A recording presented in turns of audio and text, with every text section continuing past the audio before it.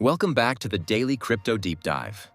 The crypto market did not just get hit by a Bitcoin problem, it got hit by a Federal Reserve problem. That is the real story. Bitcoin falling below $60,000 is dramatic. Ethereum sliding, XRP losing momentum, Solana under pressure, Dogecoin and Shiba Inu getting hammered. All of that matters. But underneath the charts, the market is reacting to something much bigger than one bad week in digital assets. The market is reacting to the possibility that the Federal Reserve may not be done tightening. And if that is true, it changes the entire short-term setup for Bitcoin, Ethereum, XRP, Solana, Cardano, Dogecoin, and the wider crypto market. The trigger was the latest U.S. jobs report. The U.S. economy added 172,000 jobs in May, far above expectations of around 85,000. The unemployment rate stayed at 4.3%. On the surface, that sounds like good news. A strong labor market, more jobs, resilient consumers, and an economy that refuses to roll over. But for risk assets, this is where it gets uncomfortable. The market did not want a strong jobs report. The market wanted weakness. It wanted a slowdown. It wanted evidence that the U.S. economy was cooling enough to give the Federal Reserve a reason to cut rates, ease financial conditions, and put liquidity back into the system. Instead, the market got the opposite. It got a jobs number strong enough to push rate hike expectations higher. Reuters reported that interest rate futures lifted the probability of a Fed hike by the December meeting to 68.4%, up from 52% the day before. That is a serious shift in expectations. It means traders are no longer just asking when cuts arrive. They are now asking whether the next big move could actually be higher. That is why this matters for crypto. Bitcoin loves liquidity. So do Ethereum, XRP, Solana, Cardano, Dogecoin, and the rest of the market. When rates fall, money usually becomes easier. Investors move further out on the risk curve. Growth assets get a lift. Speculation returns. Altcoins breathe.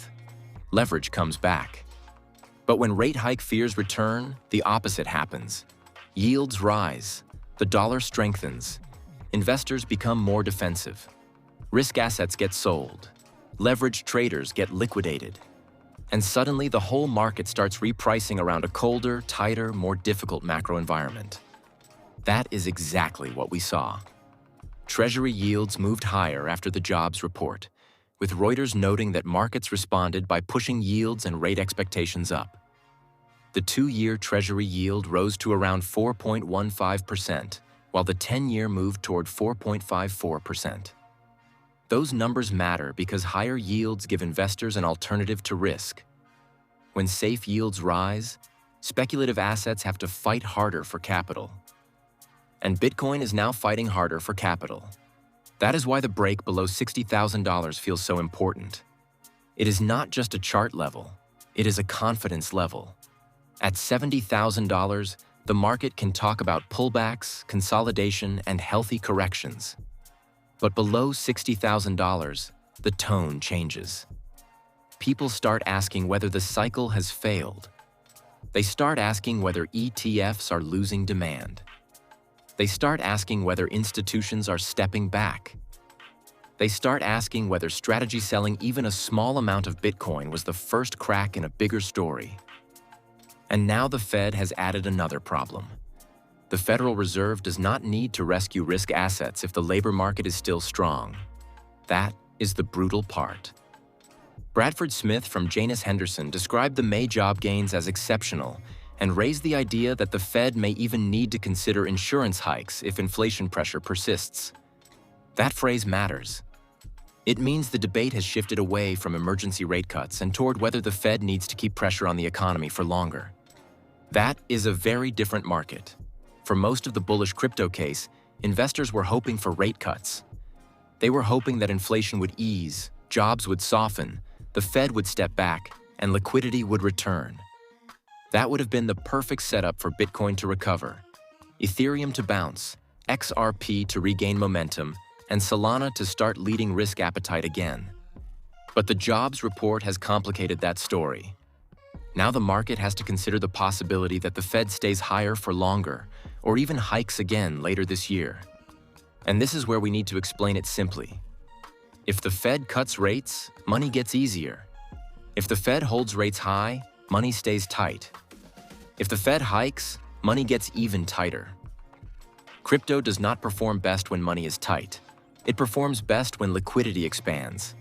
That is why a strong US jobs report can be bad news for Bitcoin. Not because jobs are bad, not because growth is bad, but because it gives the Fed cover to stay restrictive. And today, the market is acting like it understands that. Wall Street also sold off sharply. Reuters reported that semiconductor stocks plunged.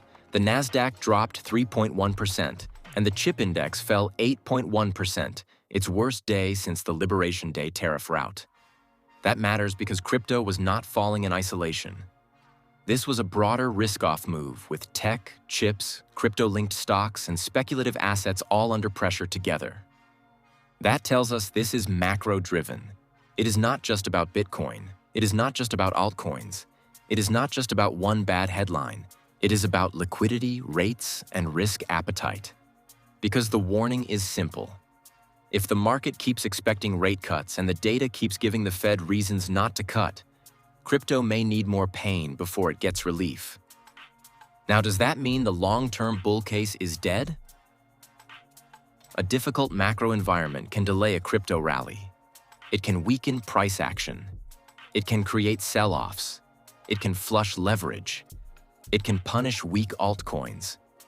But it does not automatically destroy the long-term case for Bitcoin, tokenization, stablecoins, Ethereum infrastructure, Solana adoption, XRP payment narratives, or institutional blockchain rails.